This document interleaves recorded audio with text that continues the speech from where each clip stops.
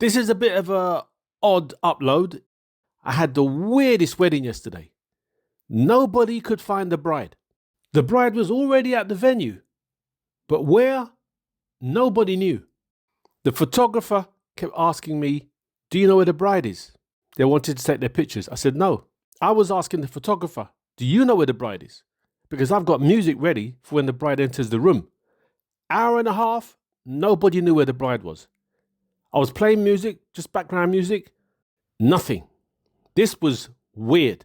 Although nobody knew where the bride was and time was ticking by, I just kept thinking, I've already been paid.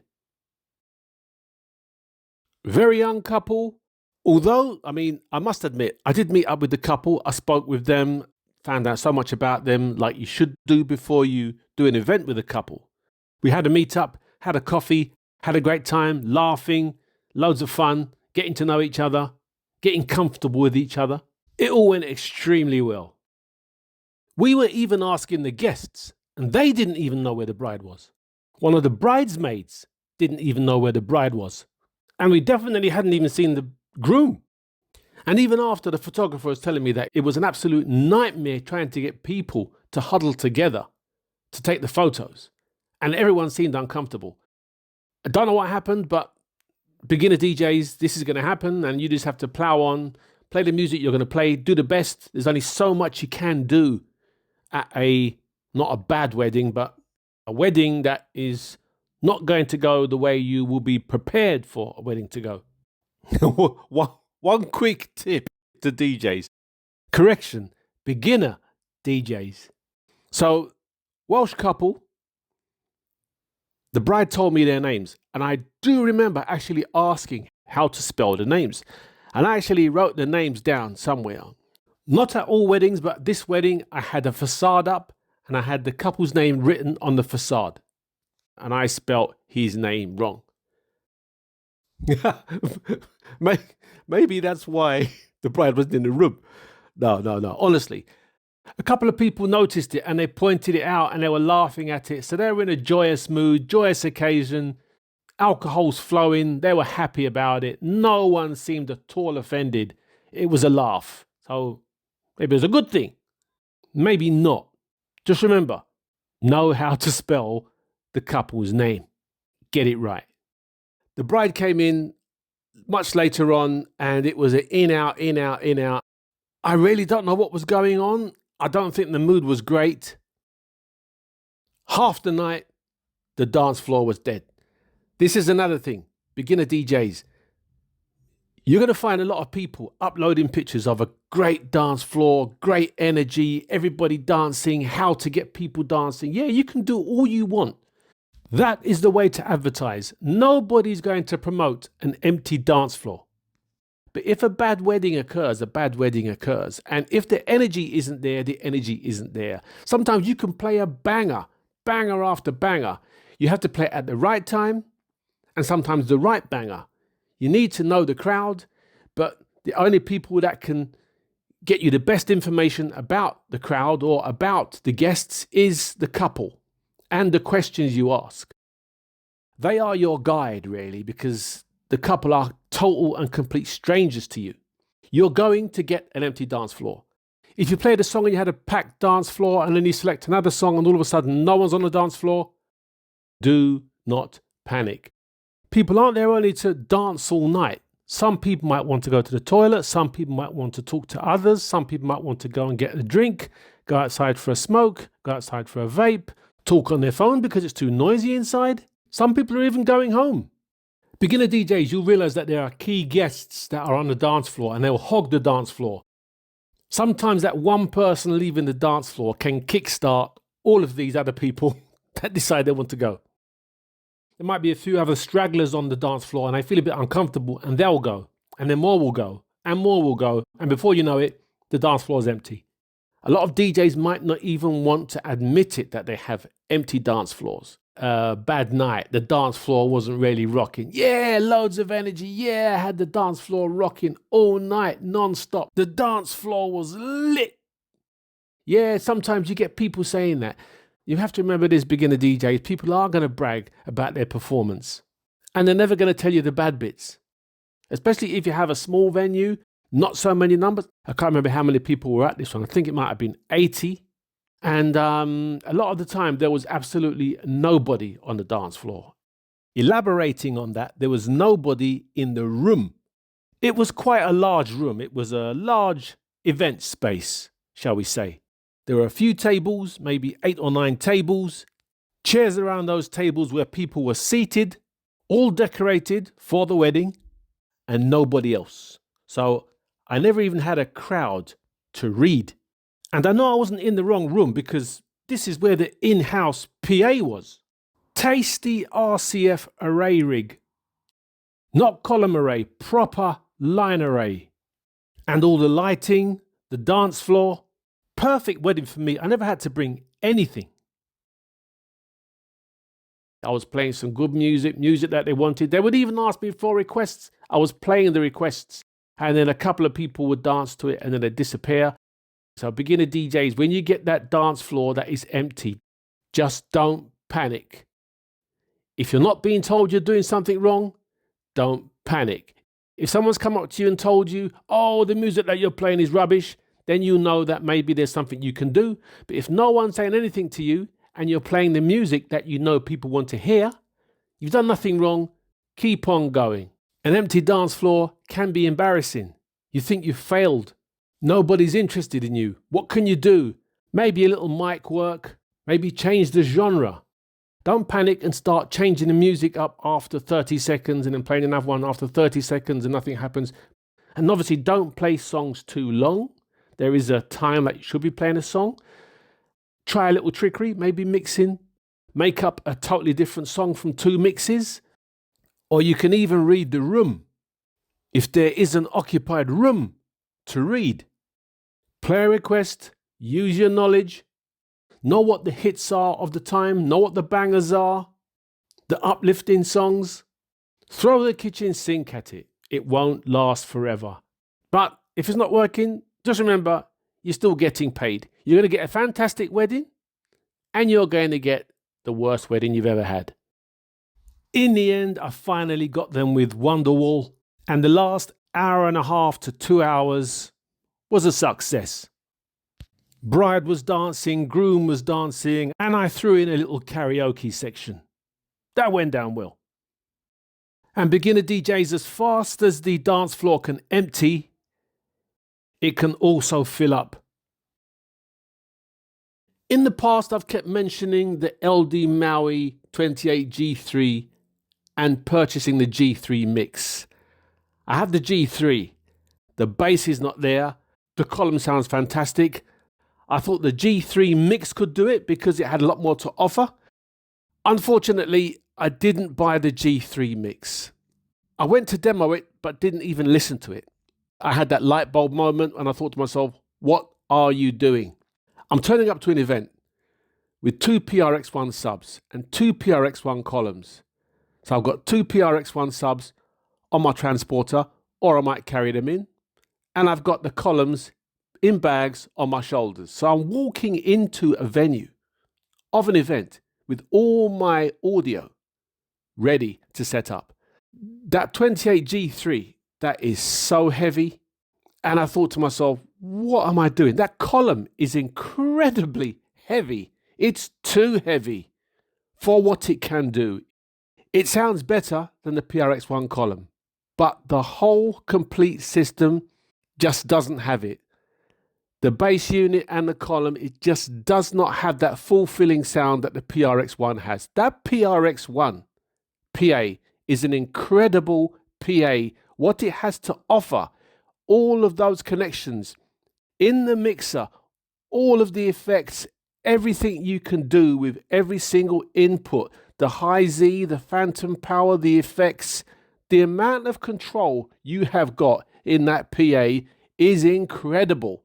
And I don't know of any other PA that is such a complete PA that you do not need to buy any more add-ons. That is as portable as that, is the price of that, and has everything to offer the complete package that the Prx One has. And I still believe that is the PA to have. If people are saying EV Evolve 50, the Evolve 50 doesn't have any mids. You put the PRX One back to back with the Evolve 50, no comparison. That's the first thing I noticed when I got mine. I took it home, I compared it against my other PAs, and the first thing I noticed, no mids. Disappointed really, but I think the fact that it was so portable, new, that was overshadowed with the fact that it never had any mids. And from the Evolve 50, that sort of dawned on me how easy it is to set up PAs. The ease of use. Walk into a venue with the Evolve 50 years ago, put the sub on the floor, column, top speaker, done. So lightweight, so compact, so easy to set up. That 28G3 mix is built incredibly well, but it's not the PA and it's not the upgrade PA for me.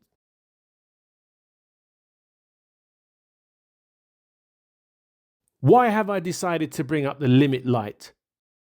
I decided to play my last 8 events, making certain that it was on all the time. I have never purposefully done this or closely monitored this before. From the first dance to the last dance. That's 40 hours clip light on. No distortion, no music breaking up, no music cut out, no harshness to the sound, no breakdowns, and both of my PRX Ones are still working. This is just an experiment, and when they do blow, I'll let you know. I know it's a bit late, but it was either tear it down, invalidate the warranty, or try and blow it up. And if I did blow it, I just wanted to look inside and find out what had actually blown, or just what condition the drivers would look like, things like that, so I could just let everybody see what happens when it clips for this amount of time. I know it's irresponsible, but it is what it is. And this is where I do believe this is a problem with JBL and the firmware. The amount of times I have been at a venue and played my music and it sounded fantastic and I've been playing it for hours, it's pumping. And you know, sometimes when you play that song and you just crank the volume up a bit more, sometimes I've looked and I've seen my limit light come on. Everything sounds fantastic. If everything sounds fantastic, that limit light is not a worry to me. I've been running mine. I've got 2 of them for 3 years now, and I have not had any breakdowns, any issues, any audio breaking up.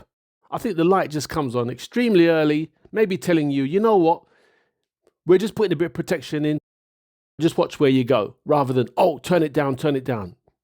That limit light can flash as much as it wants.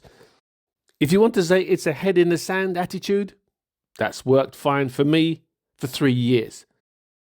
So anybody out there with a JBL Prx One and you notice your clipping light coming on and you're thinking, oh my God, I better buy another PA, this is going to blow up. I might have been using mine clipping all night over all the years I've had it, well and truly into the red. And I totally understand if someone just bought the PRX One and they were using it at an event and they saw the clipping light coming on, that's going to be a worry. I never forget the time when I had my Evolve 50 at an event and there was a dance group that came on and I was playing the audio track for them to dance to.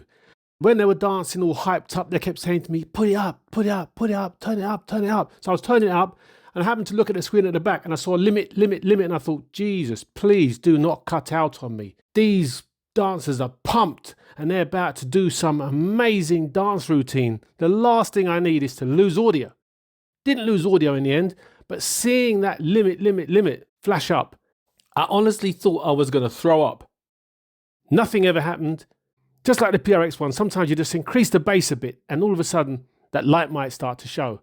You start to worry. Totally understandable. I'm living by the saying, if it ain't broke, and maybe that's why I shouldn't have even have thought about upgrading. There's nothing wrong with my PRX One. Why I wanted to upgrade to the 28G3 mix, I don't know, just fancy the change. I just love buying speakers, PAs, gadgets and audio gear. And for those out there that say a wood construction speaker sounds better than a plastic speaker, the PRX One versus the 28G3 mix is proof that it's not. So many other factors determine how a speaker sounds. Whatever you do, don't forget to thumbs up and like, and don't forget to subscribe. And talking of upgrades, I've spent thousands on upgrades and got it totally wrong. Don't make the same mistake I did. It's very expensive, in fact extremely expensive, and definitely not worth the money. Even others will tell you you'll need to spend even more to make it sound good. That itself speaks volumes. Mobile DJs have never spent that kind of money, and mobile DJs do not need to spend that kind of money on their audio. There's far more efficient and better ways on spending your money on audio. The problem is I'm gadget mad. If there's a new controller out, I want it. If there's new speakers out, I want it. New PA, I want it. New turntable, I want it. Anything to do with DJing or gadgets, I need to be there. New lights, I need to check them out. And talking about new lights, many years ago, me DJing, and while I was DJing, I heard about these lights called the gig bar. When the gig bar came out, I thought to myself, perfect timing. First, I've got the Jbl come out just when I'm DJing. Then I got the gig bar just when I'm sorting out my lighting. When I first saw the gig bar, I thought this is a great idea. You've got a strobe on it, you've got a laser, you've got a moonflower, or were there LED pars? You've got a Derby light cluster, you've got all the lights that you need. And I think there's even, is there a foot pedal remote? Something like that? I vaguely remember. It's all there. I don't need to buy anything else. And you've even got a stand, the complete package. Why buy anything else? Why? Because you've got the best of every light in the worst possible case. They don't throw any light. They just twinkle at you. It has no purpose. They're not the dedicated versions. They're just a cheap compromise that doesn't do the job that they're supposed to. I know this is extremely late, but beginner DJs, the gig bar, wasting your money. I always had visions of throwing light on a dance floor, throwing lights on the walls, throwing lights everywhere, on people. One thing I wanted to do is to bring people out to dance without anything being focused on them. And if they could feel a light on their face or see a light moving around on the floor, strobes, a complexity of colors, a complexity of shapes, all over the place, it takes it off the person that is a bit uneasy to start dancing. You notice that you get the females, they start to dance first, maybe the couples, and then the males will get on the dance floor later on. And maybe sometimes you get the people out there that not really too confident they want to dance. But once the dance floor is dark and you've got the lights everywhere, there's no focus on that person. And you might get that when the lights are on. But when there's loads of lights flashing everywhere, strobes, no one can see what anyone's doing. You can have as much fun as you want. You can let your hair down, really enjoy yourself, and know that nobody's looking on you. That's why I wanted spotlights or big beams. And the gig bar is just a few lights that are shining somewhere by the DJ or to the side of the dance floor. They're not throwing any light anywhere. They're just a little sparkle, a little twinkle. I've never ever wanted to buy these beginner DJs. I think you should spend a little bit more money and buy some powerful spots. I still recommend the Chauvet DJ Intimidators. They are excellent. They have been going for 10 years. They still work. No problems with them. These are workhorses. They are proven. These are built to last. You know you're going to get something from these. You can DMX these, or you can run them maybe sound to light. There's so much you can do with these. These are the ones I would say to get. Get yourself a cheap little DMX mixer and you can run a program through these. These are going to last you for a very long time. I mean, they do gig bars now that have got moving heads on them, but they're still rubbish. Still don't throw any light anywhere. Light sticks or lighting tubes. What a waste of money. A static light does nothing but just change color. Amazing. These tubes, they just glow. That's it. They might even change color. Have a little pattern. Don't confuse these with pars and uplighters. They are totally different. They do a lot more. They are definitely worth spending your money on. A tube, they glow, in the shape of a tube. Just looks like a tube. It doesn't do anything. I want lights that do something. You can set them up and they do something. Not at my event. This is something you put in your bedroom or on the wall on your studio if you're a vlogger. That is it. The only time I used them, I hired them. There was no way I was going to buy these, and I used them for London Fashion Week. The client said to me, I want tubes. Have you got tubes? She said, oh, I've seen them. Oh, they're great. I want some tubes. I need tubes. Have you got tubes? She said, they're really cool. I was thinking, where has all this enthusiasm for tubes come from? So I just thought to myself, if you want tubes, I can get tubes. At least I can give them a try, work them out, see if they'll work for me. As expected, they proved to be useless, and I used my Helix instead. That is the only reason I got the tubes. And I have never ever been asked to use tubes before and since. Pay me and I'll use them. Otherwise, never going to buy them. To tell you the truth, these companies, they've run out of ideas. They're hyping up the fact that you need to buy these new lights, trying to make out that they're groundbreaking, innovative.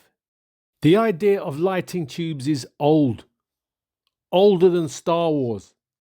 These lights are something from 70 to 80 years ago, and they've made them standalone with changing colours. How creative. New technology, and you have to have them. Maybe nobody will remember the magnatube. That used to connect to a PAR. Similar to a tube, a lot bigger, but very tube-like. How old are they? 8, 9 years old? Anybody remember the Rezo tubes? You needed loads of those to make any effect. One, absolutely nothing, even loads.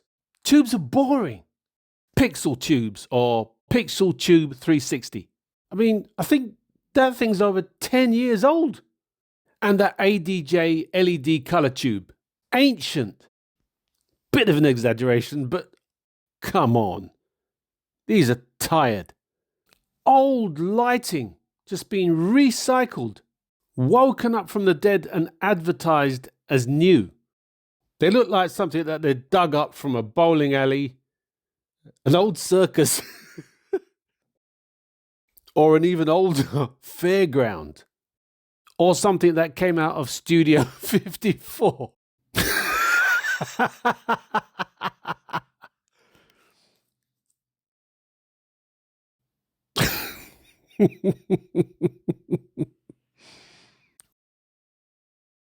Nah, not for me. Somebody asked me if I knew a wedding DJ. Long story short, I think they knew I didn't want to do it. So I pointed them in a few directions and I said, look online, get an idea of how much. I didn't really mention how much they might cost. I just thought, look online and you might get a rough idea where you can, let's say, shortlist a few DJs, find out who's available. That's another thing. Have they got your date already booked? And I looked and I saw wedding DJs from 300 to 530 pounds. And in brackets, it had average price £350 for a wedding DJ. I have never done a wedding for that price. I know how tough it is out there if you're thinking how much you need to charge for your worth. And I think DJs already know out there, everything more or less costs more than them or their time. The photographer costs more than the DJ. The flowers, decorations, more expensive than the DJ. The wedding planner costs more than the DJ. The photo booth costs more than them.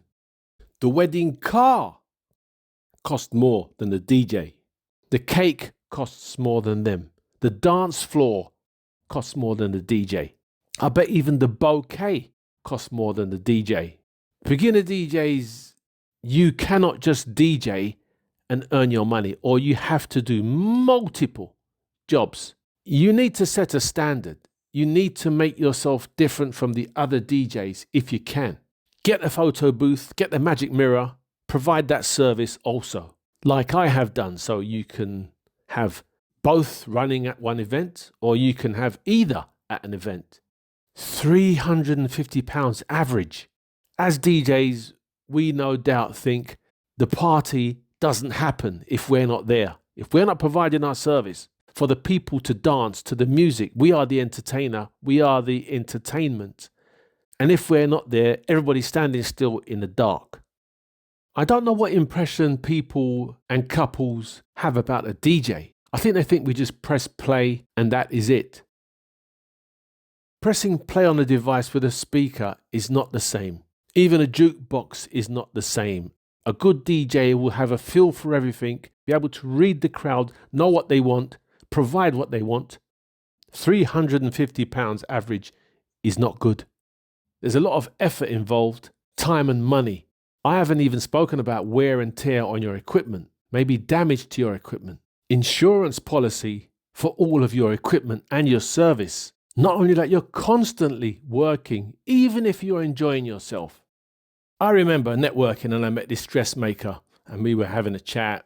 The DJ that she uses was charging 3 times the amount I was roughly charging at the time. She said I can come along to one of the weddings that he was at and I think she had made the dress for. And I just said to myself after, if he can do it, I can do it. Good luck to him. Have your price high, you're getting what you want. £300 to £500. My advice is to price yourself out of the brackets of figures I've mentioned. Convince them why you're so expensive. You can still get work. If you network, people will like you, venues will like you, party planners will like you. And if you're good, I think you'll find party planners or people you network with will convince couples that they need to hire you. Venues will sell you. As a beginner DJ, maybe command those prices. But when you gain more knowledge and more confidence, together with confidence and knowledge comes a higher price for your services. God, how did I get onto this subject? This is quite depressing. Anyway, charge as much as you can. Take care and thank you for watching.